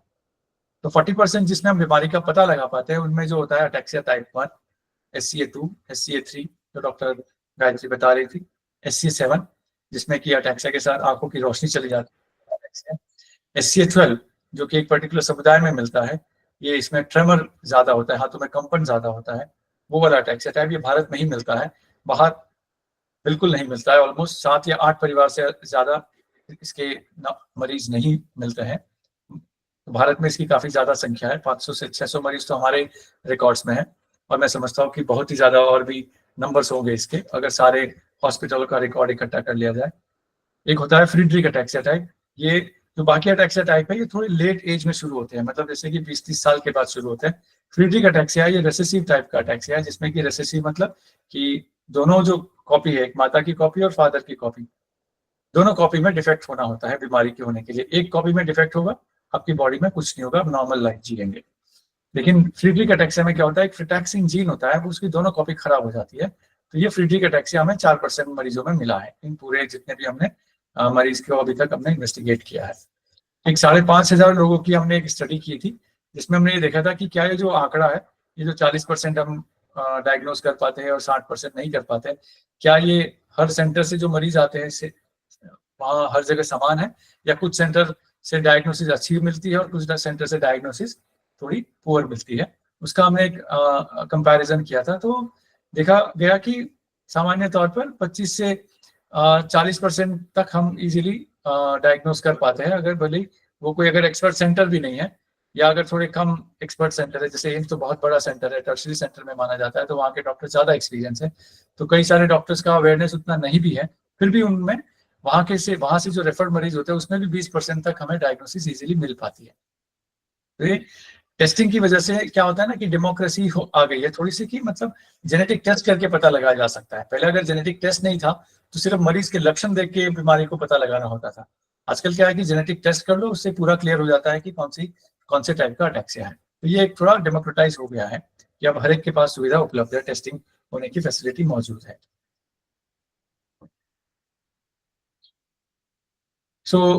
इसके बाद ये जो मैंने बताया कि ये जो 60% जो है, ये मतलब पहले तो हमारा काम था कि हमें अटैक्सिया को स्क्रीन करना है, टेस्टिंग करनी है, कौन सा अटैक्सिया मिला, कॉमन वाले है या अटैक्सिया, इसमें मिला तो रिपोर्टिंग दे दी गई। जो 60% है ये डायग्नोज नहीं हो पाते पहले टेस्ट करने के बाद। तो इन 60% में और क्या प्रकार के अटैक्सियाज होते हैं, वो रेयर टाइप के अटैक्सियाज होते हैं। तो उनको अध्ययन करने के लिए एक नया मेथड हमने यूज किया जिसको हम बोलते हैं एनजीएस। उसमें क्या होता है कि जैसे डॉक्टर गायत्री बता रही थी कि 20,000 जीन्स होते हैं, तो सामान्य जो ऑर्डिनरी टेस्ट होता है वो एक बार में एक जीन को टेस्ट कर पाता है। एनजीएस के माध्यम से पूरे 20,000 के जीन एक साथ टेस्ट हो पाते हैं, और ये काम बहुत कम ही समय में हो सकता है। अगर हम पुराने वाली पद्धति से करें तो एक के बाद एक टेस्ट करेंगे 20,000 जीन का, तो समझ लीजिए कितना दिन लगेगा, बहुत दिन लग जाएंगे। एनजीएस के माध्यम से क्या होता है, वन शॉट एक ही बार में 20,000 जीन का अध्ययन हो जाता है, और 20,000 जीन में से कहीं भी कोई भी डिफेक्ट होता है जो अटैक्सिया से संबंधित होगा, वो इमीडिएट रिपोर्टिंग हो पाता है। तो ये टेस्ट हमने एनजीएस का 620 मरीजों में हमने अप्लाई किया था, 620 मरीजों में हमने कंडक्ट किया, और उसमें भी हमने देखा कि उन 620 मरीजों में 40% मरीजों में हमें विकार जो जेनेटिक डिफेक्ट है वो मिल पाया। 60% एनजीएस करने के बावजूद भी हमें नई डायग्नोसिस मिल पाई। तो ये जो 40% जो पेशेंट में जो हमें मरीज उसमें डिफेक्ट मिला, ये वो वाले टाइप्स नहीं है जो हमने बताए थे पहले, SCA1 SCA2, ये और रेयर टाइप के अटैक्सियाज है। वो कौन से अटैक्सिया टाइप्स है, जैसे कि एक तरह का बोला ये ऑटोसोमल रिसेसिव अटैक्सियाज है। इसमें जो है फ्रीडरिक अटैक्सिया सबसे कॉमन होता है। फ्रीडरिक अटैक्सिया नेगेटिव आने के बाद जो रिसेसिव कॉमन अटैक्सिया मिलता है वो ओकुलोमोटर अप्रैक्सिया टाइप 2 है। ये एक सेटेक्स जीन बोलते हैं, इसके म्यूटेशन से होता है। दूसरा एक कॉमन रिसेसिव अटैक्सिया जो मिला है वो अटैक्सिया टीलेंगेक्टेसिया मिला है। तीसरा मिला है spastic ataxia autosomal recessive sacsin gene से होता है। तो ये in order of descending order में लिखे हुए हैं कि सबसे कॉमन सेटेक्स ओकुलोमोटर अप्रैक्सिया, फिर अटैक्सिया टीलेंगेक्टेसिया, ये स्पास्टिक अटैक्सिया। ये हमारा डेटा कहता है, मैं नहीं कहता है कि सारे इंडिया में यही आंकड़ा रहेगा। हो सकता है कि किसी क्षेत्र में थोड़ा कोई और अटैक्सिया जो अटैक्सिया टीलेंगेक्टेसिया ये ज्यादा कॉमन हो बजाय ओकुलोमोटर अप्रैक्सिया के। तो ये जो रेयर अटैक्सिया, फ्रीडरिक अटैक्सिया, जो कॉमन अटैक्सिया के बाद जो अदर रेयर अटैक्सिया जो मिलते हैं रिसेसिव कैटेगरी में, वो ये अटैक्सिया मिलते हैं। डोमिनेंट की बात करें तो हमने एक और चीज पता की कि बहुत सारे रेयर अटैक्सियाज हमें मिले हैं, जो और भी मतलब 50 तरह के डोमिनेंट अटैक्सियाज लिटरेचर में मौजूद है। 5-6 तो हम पहले वाले टेस्ट से कवर कर लेते हैं। उसके बाद जो रेयर प्रकार के होते हैं, जो पॉइंट म्यूटेशन से होते हैं, जो एक पूरा एक बेस के चेंज से होता है, वो उन अटैक्सियाज की बात करें तो उसमें एक पर्टिकुलर पैटर्न दिखा कि एक तरह का जो एक कजन डिसऑर्डर बोलते हैं अटैक्सिया का, वो बोलते हैं स्पास्टिक पैराप्लीजिया। तो बहुत सारे अटैक्सिया मरीज में हमें डिफेक्ट स्पास्टिक पैराप्लीजिया जीन में मिला। तो इसका मतलब हो सकता है कि डॉक्टर की डायग्नोसिस में जो क्लिनिकली जो डायग्नोसिस करते हैं उसमें थोड़ा सा और रिफाइनमेंट की जरूरत थी। शायद हो सकता है कि यह बिल्कुल एक जैसे दिखते हैं तो गलती हो जाती है, या उसको और समझने की जरूरत है, क्योंकि ये जेनेटिक डिफेक्ट है, किसी ने कभी देखे नहीं है, डॉक्टर्स ने भी अभी तक नहीं देखे हैं।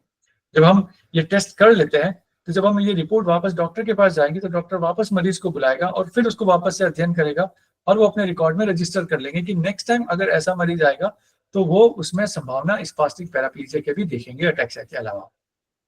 तो यह है कि हम रेगुलर लर्निंग कर रहे होते हैं, मतलब सब कुछ हम ये जेनेटिक बीमारियां क्या है ना, ये जो नॉलेज में आई है ये पिछले 20-25 सालों में ही आई है। तो इसका नॉलेज बिल्कुल बहुत पुराना नहीं है, तो हम सभी सीख रहे हैं। और इसी के लिए आपका जो होता है ना योगदान यही रहता है कि आप रेगुलर अपने डॉक्टर के पास जा सकते हैं, रेगुलर उनके साथ उनसे बातचीत कीजिए, अपने जो जेनेटिक बीमारी का जो कारण है अगर पता लग चुका है तो उसके आगे जो डेवलपमेंट हो रहे हैं साइंस के, उसके बारे में जाके बातचीत कीजिए।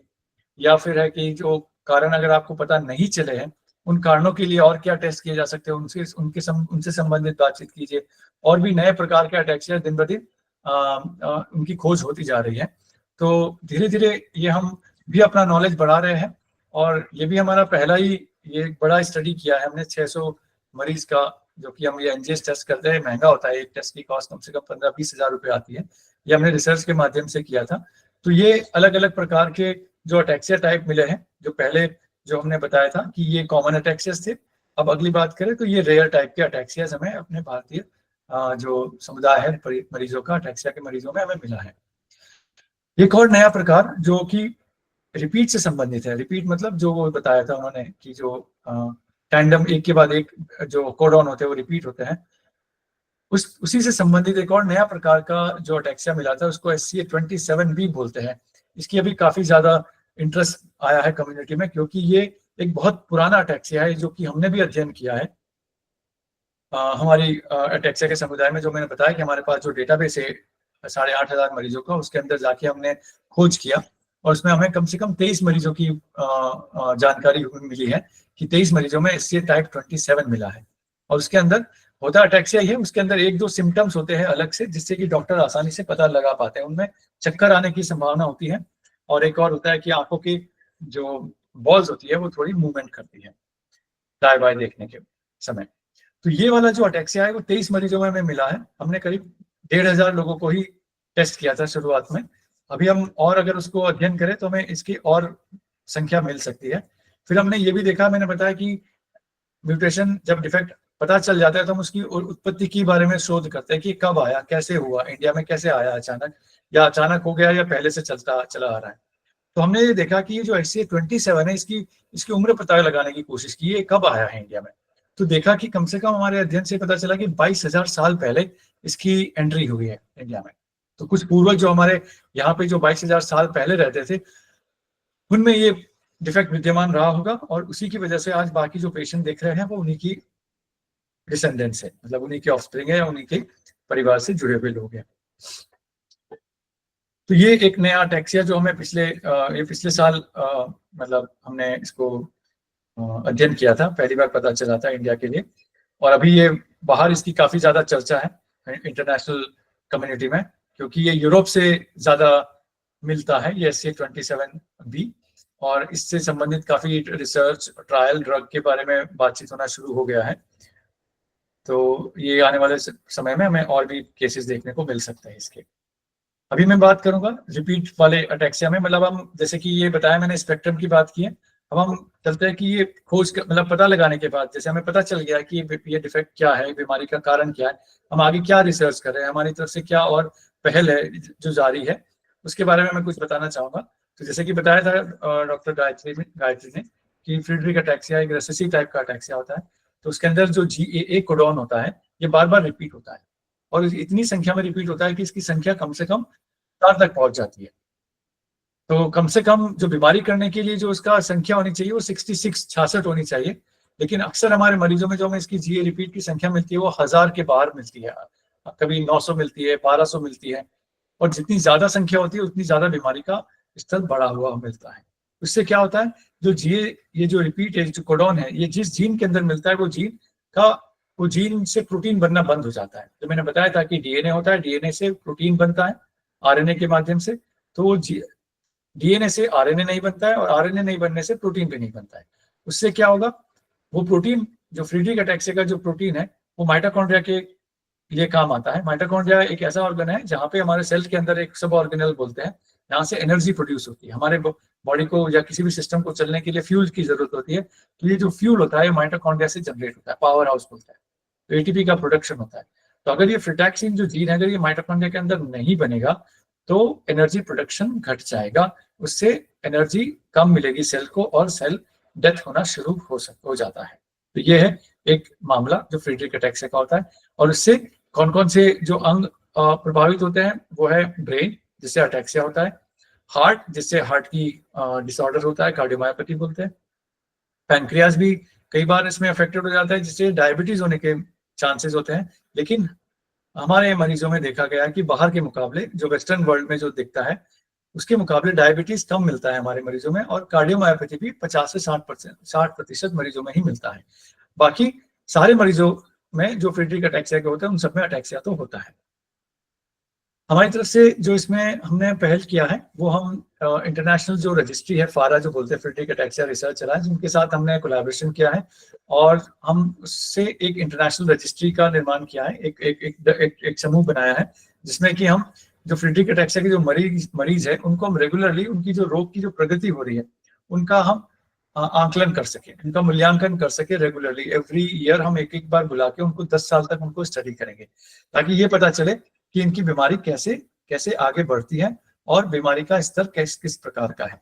इससे क्या होता है कि एक समूह बन जाता है, मरीज का समूह एक व्यवस्थित समूह बन जाता है जो कि एक उसको हम कोहॉर्ट बोलते हैं, और यही कोहॉर्ट का जो डेटा होगा वो हमें एक आइडिया देता है कि ट्रायल जब हम करते हैं, जो नया ड्रग जो आता है उसका जब ट्रायल करते हैं तो उसमें से हम देखते हैं कि ये ट्रायल किस प्रकार के मरीजों के लिए सूटेबल होगा। किस प्रकार के मरीज मतलब सारे तो फ्रीड्रिक अटैक्सिया के ही है, लेकिन फ्रीड्रिक अटैक्सिया में कोई ज्यादा बीमारी के साथ है, कोई जिसका बीमारी का स्तर कम है, किसी को कार्डियोमायोपैथी है, किसी को कार्डियोमायोपैथी नहीं है। तो हो सकता है कि कोई ड्रग फ्रीड्रिक अटैक्सिया में ऐसा निकाले कि जिसमें कि वो हार्ट का जो डिजीज होता है फ्रीड्रिक में उसको ठीक करता है। अब फ्रीड्रिक का मरीज जिसमें हार्ट का डिफेक्ट है ही नहीं, वो उस ट्रायल के लिए सूटेबल नहीं है। तो ये जो पूरा कोहॉर्ट जो बनता है, मरीजों का समूह बनता है, ये इसके डेटा देख के हमें ये पता चलता है कि कौन सा मरीज किस ड्रग ट्रायल के लिए सूटेबल है। तो हमने एक ऐसा एक समूह बनाया है, इंटरनेशनल जो कम्युनिटी है फ्रीड्रिक अटैक्सिया रिसर्च अलायंस के साथ, all India institute medical science के साथ एक फ्रीड्रिक अटैक्सिया की रजिस्ट्री तैयार की है। अभी तक हमने करीब 100 से ज्यादा मरीजों का इसमें रजिस्ट्रेशन किया है। और अब ये जो फ्रीड्रिक अटैक्सिया की रजिस्ट्री पहले जो 6 देशों के साथ शुरू हुई थी, अब ये 33 अलग अलग साइट्स बन चुकी है, और एशिया से सिर्फ भारत ही एक साइट है इस इंटरनेशनल रजिस्ट्री का। और ये सारे जो साइट्स है, 33 जो कंट्रीज है जहाँ पे ये साइट्स है, वहाँ पे एक ही तरह से सारे फ्रीड्रिक अटैक्सिया के मरीजों का डेटा एकत्रित किया जाता है, उनका आंकलन एक तरीके से होता है। वो एक ही तरह से हर साल या उनका जैसे तय शेड्यूल होता है कि 6 महीने में बुलाना है या 1 साल में बुलाना है, उनको बुला के हम उनको रेगुलर स्टडी करते हैं। उससे क्या होगा, हमने बताया कि वो रजिस्ट्री बनने के बाद एक वो ट्रायल रेडीनेस की वो भूमिका दिखाता है कि हमारा जो पेशेंट समूह है वो ट्रायल के लिए रेडी है। तो एक जैसे हमने एक और उसमें एक डेवलपमेंट हुआ था 2017 में विस्कॉन्सिन यूनिवर्सिटी के डॉक्टर अजीम अंसारी के साथ। उन्होंने एक ऐसा नया मॉलिक्यूल इजाद किया था, उन्होंने डिस्कवर किया है कि जो फ्रीड्रिक अटैक्सिया का जो मैंने बताया ना कि डीएनए से आरएनए बनना बंद हो जाता है, उन्होंने एक ऐसा मॉलिक्यूल बनाया कि वो आरएनए बनना वापस से शुरू हो जाता है, और जो भी प्रोटीन का बनना रुक गया था वो वापस से शुरू हो जाता है प्रोटीन का बनना। तो उनके साथ मिलकर हमने कोलैबोरेशन करके ये एक मॉलिक्यूल को हमने डिस्कवर किया था। अब ये मॉलिक्यूल अभी टेस्टिंग में सेफ्टी वाला ट्रायल हुआ है। अब आने वाले टाइम में जो उसकी एफिकेसी ट्रायल वगैरह होते हैं वो शायद आने वाले भविष्य में संभव है कि उनके ट्रायल शुरू हो। तो ये जो मॉलिक्यूल्स है ये है कि ये फ्यूचर ड्रग्स है इस तरह के फ्रीड्रिक अटैक्सिया बीमारी के लिए। तो जो हमारी जो इंटरनेशनल रजिस्ट्री है पेशेंट की, जो हमारे यहाँ पे फारा के साथ जो चल रही है एम्स में, तो उनके लिए ये भविष्य में संभव है कि ये सारे ड्रग ट्रायल शुरू हो सके। अब ये कब होगा इसके लिए थोड़ा सा, क्योंकि लंबा वक्त लगता है, कई बार 5 से 10 साल लग जाते हैं, तो हम उसमें रेगुलर उनके साथ टच में बने हुए हैं, और जैसे भी जब भी होगा मरीजों को उसी तरह से उनको सूचित किया जाएगा। फिर एक एग्जांपल मैं देना चाहता हूँ कि जैसे कि हम ये जो इतना काम करते हैं कि बीमारी को पहले खोज करते हैं, फिर उनका स्टडी करते हैं, उत्पत्ति देखते हैं, उनके मॉडल्स बनाते हैं, कोलैबोरेशन करते हैं इंटरनेशनल टीम्स के साथ, इंटरनेशनल साइंटिस्ट के साथ। तो एक और हम जैसे एक मेरा एग्जांपल देना चाहूंगा कि जो ये हम जेनेटिक टेस्टिंग करते हैं इसकी इंपॉर्टेंस क्या है ना, कि एक परिवार था जो कि अटैक्सिया से संबंधित नहीं है, लेकिन उनमें अटैक्सिया भी एक सिम्टम था। पहला जो सिम्टम था उनमें मिर्गी का लक्षण था, उनमें बाद में अटैक्सिया भी डेवलप हुआ था। और ये बहुत ही खतरनाक बीमारी थी, बहुत ही गंभीर बीमारी थी कि 5 साल तक बच्चा ठीक रहता है, 5 साल की बीमारी शुरू होती है और 1 से 2 साल के अंदर मरीज बिस्तर पे आ जाता है। अब एक ही परिवार के 3 बच्चे थे। अब हमने देखा कि इसका क्या इलाज मौजूद है। हमने टेस्ट तो कर लिया, अब इससे टेस्ट से फायदा क्या होगा। हमने ये तो पता कर लिया कि टेस्ट करने से बीमारी का कारण पता चल गया, कम से कम वो पेरेंट्स अब चक्कर काटना छोड़ देगा हॉस्पिटल की मेरी बीमारी क्या है। अब हमने बीमारी का कारण पता लगा लिया। लेकिन हमने देखा कि हमने थोड़ा और आगे जाके इंटरनेशनल कम्युनिटी से जुड़े और हमें पता लगा कि न्यूजेन करके एक कंपनी है, वो इस बीमारी का ट्रायल कर रही है, वो जीन थेरेपी ट्रायल कर रही है कि जो जीन इससे बनना बंद हो गई है वो जीन उसको ट्रायल के माध्यम से देना वो चाह रहे हैं एक ट्रायल के अंदर। तो हमने उनसे कंटैक्ट किया, तो ऑलमोस्ट मतलब काफी बात चली थी, लेकिन वो क्योंकि मरीजों की संख्या, उनको 6 ही मरीजों की संख्या चाहिए थी पूरे ट्रायल में, तो उन्होंने हमें क्यू में रखा है और वो पूरा ये ट्रायल यूके में चल रहा है और वो पूरा मरीज को स्पॉन्सर करने को भी तैयार थे, मतलब वो मरीज को यूके में बुलाते और वो ट्रायल उनको देते। तो कहने का मतलब यह है कि ये जो हम पहला जो स्टेप लगाते हैं, पहला जो स्टेप करते हैं डायग्नोसिस, ये बहुत ही इंपॉर्टेंट स्टेप है। हमें बीमारी का कारण पता लगाना बहुत जरूरी है, क्योंकि साइंस अब बहुत ही तेजी से बढ़ रही है और हमें पता होना जरूरी है कि किस ड्रग ट्रायल के लिए हम सूटेबल है, या हमें जानना, हमें एज ए डॉक्टर, हम एज ए साइंटिस्ट, हमें जानना जरूरी है बीमारी का कारण, ताकि हम ये पता लगा सके कि ये हमारा जो मरीज है ये किस ट्रायल के लिए सूटेबल है, इनका क्या कोहोर्ट बनाया जा सके, ताकि भविष्य में कोलैबोरेशन हो सके, फार्मा कंपनीज हमारे पास आ सके, है ना, वो हमारे पास आके ड्रग ट्रायल्स जैसे संबंधित जो साइंस है उसको शुरू कर सके। तो इसका एक बड़ी इंपॉर्टेंस है। इसके अलावा जो मैंने बताया कि बीमारी की डायग्नोसिस होने के बाद में एक मरीज एक जगह से आता है, लेकिन वो मरीज एक जगह पे रहता है, अपने कम्युनिटी में रहता है, अपने परिवार, अपने खानदान के लोगों के बीच में रहता है, तो वहां पे भी और भी मरीज हो सकते हैं। तो ऐसा ही एक उदाहरण हमने देखा कि SCA टाइप 3 है, जो कि हम एम्स में जितने 20 सालों में हमने करीब 50 से 60 मरीज देखे होंगे पूरे इतने समय में, बहुत ही रेयर प्रकार मानते हैं। लेकिन हमें बाद में पता चला कि महाराष्ट्र के एक विलेज में, बुलढाना में, उसके बहुत सारे मरीज है, बहुत सारे जो गांव के गांव इस बीमारी से पीड़ित है। बहुत सारे मरीजों को हमने देखा वहां पे, कम से कम मैं समझता हूँ कि पूरे 50,000 जो गांव के जो लोग हैं उनकी हमें पूरी टेस्टिंग की जरूरत थी। हम उनके साथ वहां पे बात कर रहे हैं, डॉक्टर मिस्टर हर्षवर्धन सपकल जो कि वहां के MLA थे उस समय, हमने उनसे बातचीत करके कम्युनिटी के साथ जुड़ के उनके साथ हम कोशिश कर रहे हैं कि हम कैसे उनको हेल्प कर सके, उनकी टेस्टिंग करवा सके, उनकी जेनेटिक काउंसलिंग करा सके, उनको हम साइकोलॉजिकल सपोर्ट दे सके। इस तरह की चीजें हम करना चाह रहे हैं। और वहाँ के लोग, मतलब कई लोग जैसे शादी करने से भी डरते हैं, या क्योंकि मतलब या लोग उनके घर शादी नहीं करना चाहते हैं, तो हमारे टेस्टिंग के माध्यम से हम सकती है कि टेस्ट अगर करके ये पता लग जाए कि बीमारी नहीं है, तो कम से कम वो अपनी लाइफ को आगे देख सके। फिर बहुत सारे ऐसे जर्नलिस्ट होते हैं जो आते हैं हमारे साथ, जुड़ते हैं, वो बताने की कोशिश करते हैं, अवेयरनेस बढ़ाते हैं। तो एक डॉक्टर मिस्टर अंकुर पालीवाल थे, उन्होंने एक ऐसी अटैक्सिया का जो एक टाइप था, SCA टाइप 2 है, वो एक सहारनपुर के एक विलेज में बहुत सारे मरीजों में मिला था, तो उन्होंने वहाँ के उसको कवर किया था। और भी जगह जा के उन्होंने हमारे साथ जुड़े, वो हॉस्पिटल आके बैठते थे, मरीजों से बात करते थे। तो इस तरह से अवेयरनेस बढ़ाने की और भी जरूरत है हमें, और इस समय हमें रेगुलर कंटैक्ट चाहिए डॉक्टर्स का और साइंटिस्ट का और मरीजों का, आपस में हमें जुड़ के काम करने की जरूरत है। जो ओवरऑल हमारा जो मकसद यही है, डायग्नोसिस करना मरीजों की 1 साल के अंदर, ताकि मरीज डायग्नोस हो जाए तो उसके बाद उनकी जो नेचुरल हिस्ट्री कोहॉर्ट है, जो मैंने बताया ना रजिस्ट्री, वो बन सके, वो थेरेपी कोई ट्रायल या जीन थेरेपी से जोड़ सके। जो अनडायग्नोज रह पाता है, जिनकी बीमारी का कारण नहीं लग पाता है, उनमें और रिसर्च करें, और जो नए प्रकार के जो जीन्स है, नए प्रकार की बीमारियां हैं, उनको हम खोज सके। ये हमारा आने वाले टाइम में मकसद है, ये हमारे एम्स है। और इसी के साथ मैं अपना ये जो लेक्चर में समाप्त करना चाहूंगा। मैं समझता हूँ मैंने ज़्यादा वक्त नहीं लिया हो, मैं थोड़ा, अगर कुछ मेरी लैंग्वेज आपको समझ नहीं आई हो तो मैं उसके लिए माफ़ी चाहता हूँ। और मैंने जितना कोशिश किया मैंने आपको बताने के लिए, भरपूर कोशिश की, उसके साथ मैं आपको थैंक यू बोलना चाहता हूँ सुनने के लिए। Thank you so much sir, आपने काफी कुछ समझा दिया।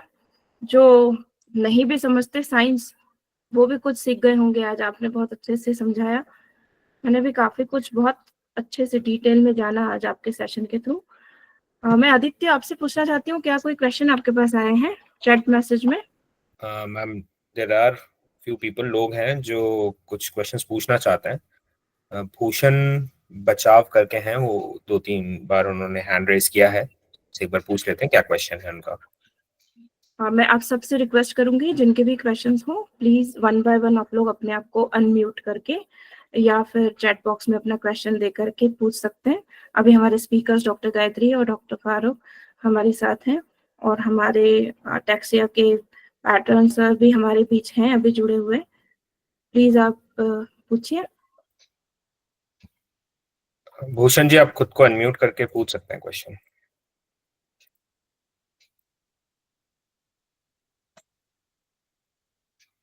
भूषण जी, आपको अनम्यूट करना पड़ेगा खुद को।